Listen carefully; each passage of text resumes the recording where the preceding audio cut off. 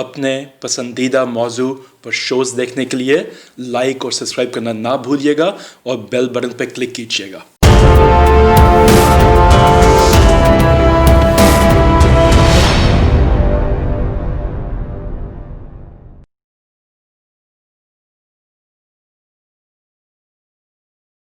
السلام علیکم ناظرین، حقائق ٹی وی کے ساتھ میں ہوں آپ کی ہوسٹ مائرہ سلطان۔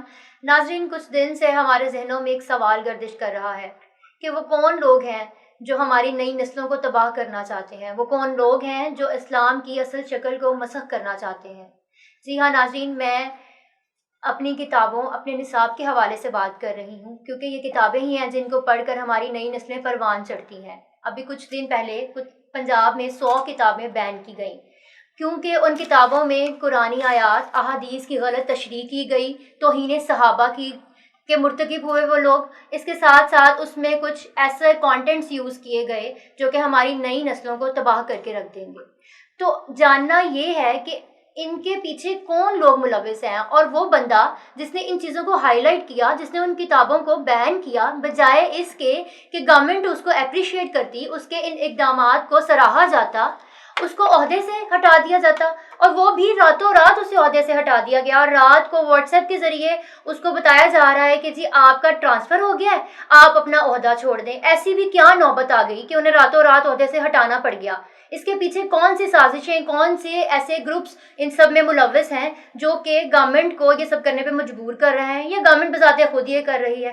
ایک طرف تو عمران خان صاحب ریاست مدینہ کی بات کرتے ہیں اور اسلامی قوانین اور اسلام کے حوالے سے مثالیں دیتے نہیں تھکتے، اور دوسری جانب جب اس طرح کی کوئی چیز سامنے آتی ہے تو اس کے اوپر حکومت کا یہ قدم دیکھ کر تو حیران ہی رہ گئے ہیں ہم سب۔ تو اسی حوالے سے ہم بٹالوی صاحب سے آج بات کریں گے کہ ایسا کیوں کر رہی ہے گورنمنٹ، اور اس کے پیچھے کون سے گروپس ملوث ہیں۔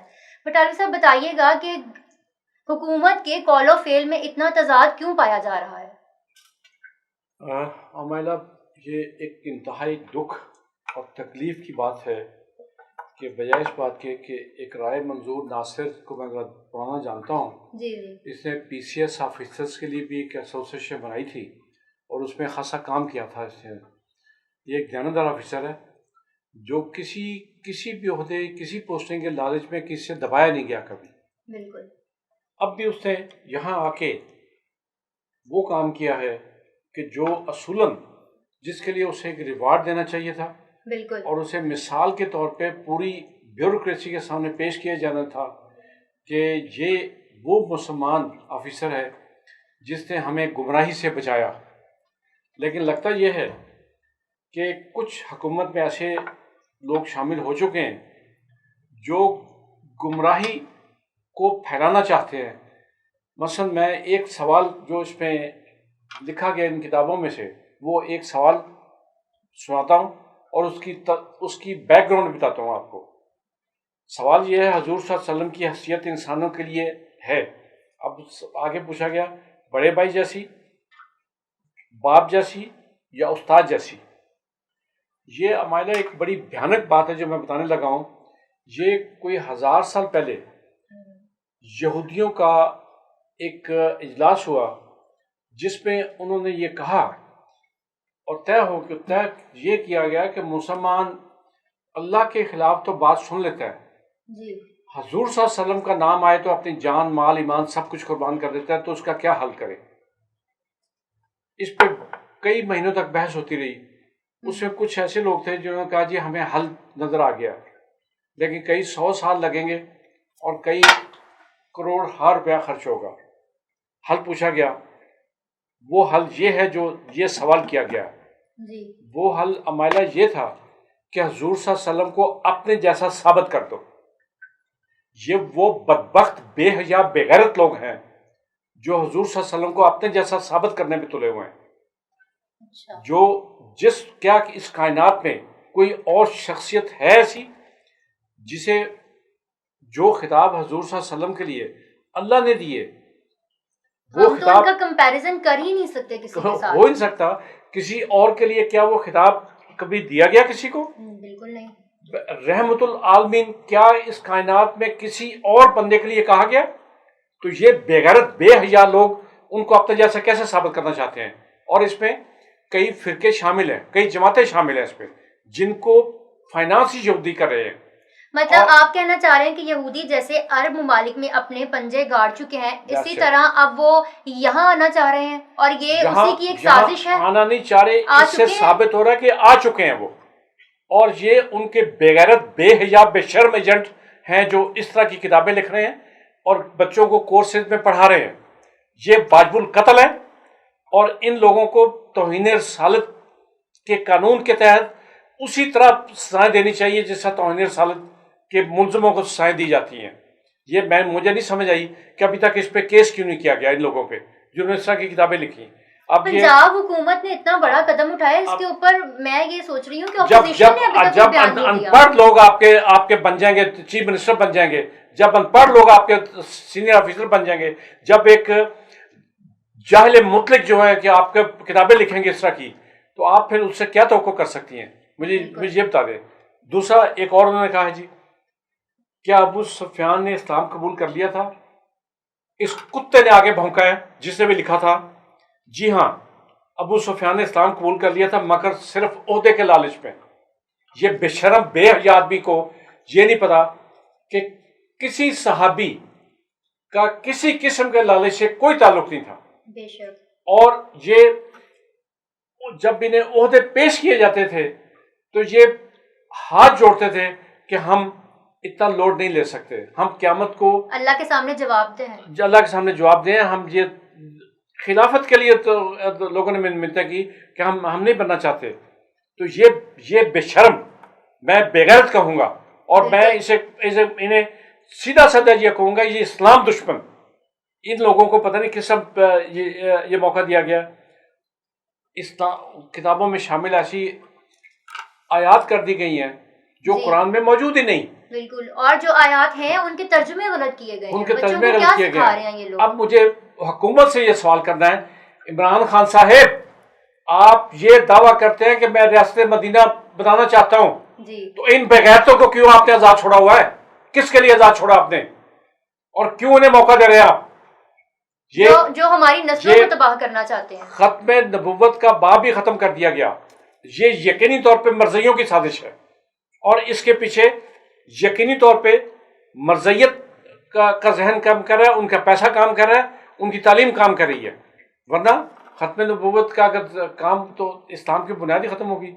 پھر تو کل کو کوئی ایک اور آوارہ گرد اٹھ کے کہہ دے گا جی میں نبی ہوں, ایک لفنگا کہہ دے گا میں نبی ہوں, کوئی اچکا ٹھگ چور جس سے پہلے بھی آتے رہے وہ کہہ دے گا میں نبی ہوں. تو یہ اگر ختم نبوت ہی ختم کر دی گئی تو پھر ہمارے بچے کیا سیکھیں گے اس سے؟ اور صرف ایک چیز نہیں ہے.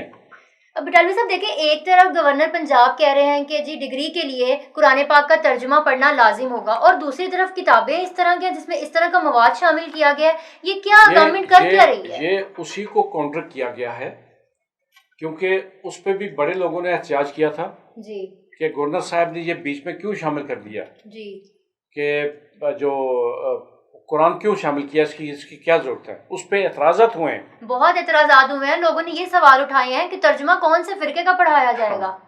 تو اب جب یہ چیزیں آئیں گی تو اس کا مطلب ہے کہ یہ اس کے مقابلے پہ کھڑا کر دیا کہ جی گورنر صاحب آپ اپنی کوشش کر لیں, ہم نے تو بے غیرتی, بے حیائی, بے شرمی کرنی ہے, ہم نے اسلام دشمنی کرنی ہے, ہم نے ان بچوں کو برباد کرنا ہی ہے.